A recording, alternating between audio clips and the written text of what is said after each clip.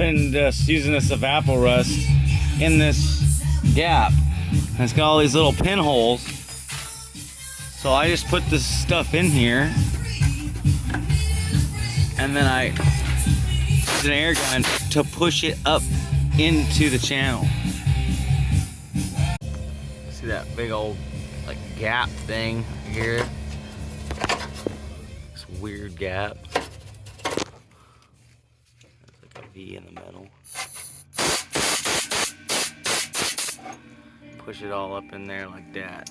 Let that sit about 20 minutes. Oh my gosh, Becky.